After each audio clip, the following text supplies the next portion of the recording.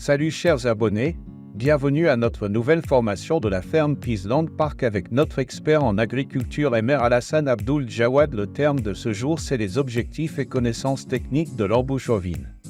Dans l'embouche ovine, l'objectif est de faire en sorte que les animaux soient en bonne santé et que la majeure partie des aliments soit convertie en muscle. Il est donc important de réduire les dépenses d'énergie dans d'autres activités et de mettre en place les conditions pour assurer une bonne consommation des aliments et éviter les malades. Pour mener à bien cette activité, il faut garder les animaux libres ou attachés dans un enclos et les nourrir à l'auge. Cela permet de réduire les dépenses d'énergie que peuvent causer les déplacements pour aller au pâturage. Ne pas utiliser les béliers en endressement comme reproducteurs. La reproduction demande de l'énergie et cela peut réduire la part d'énergie destinée à la croissance. Disposer d'une étable ou enclos acceptable, propre et permettant de mettre les animaux à l'abri du vent, de la pluie et du soleil. Elle doit être bien aérée pour mettre une bonne circulation de l'air. Quand les animaux ont trop chaud, ils réduisent leur consommation alimentaire. Évitez de dépenser beaucoup dans la construction de bergeries en béton, cela coûte cher et augmente vos dépenses. Une étable simple mais assurant une bonne protection est la meilleure option.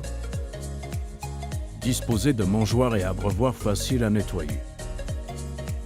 Vous pouvez fabriquer des abreuvoirs et mangeoires en utilisant des matériaux locaux et moins chers, les fûts découpés pour faire des mangeoires et les bidons d'huile découpés pour faire des abreuvoirs sont des options à exploiter.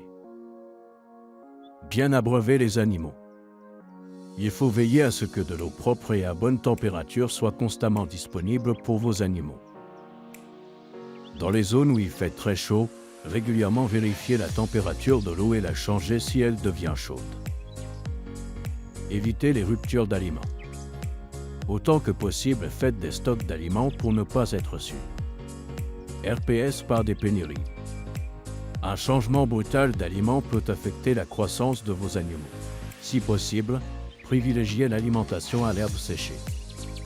Elle est plus facile à conserver. Produire soi-même l'aliment. Si vous avez de l'espace, faites tousser vous-même votre fourrage. Vous pouvez mettre en place un champ fourrager et ainsi régulièrement couper l'herbe pour la donner soit séchée ou fraîche. Vérifiez la qualité des aliments achetés. Si vous devez acheter du fourrage, faites attention de choisir des bottes avec plus de feuilles que de tiges car les feuilles ont une valeur nutritionnelle plus élevée que les tiges. Avec le foin, il faut vérifier la couleur. Un foin de bonne qualité est vert. Un foin de couleur brune, présentant des moisissures n'est pas bon pour vos animaux. Salut, moi c'est Abdul Jawad Alassane. Merci pour l'invitation à votre émission.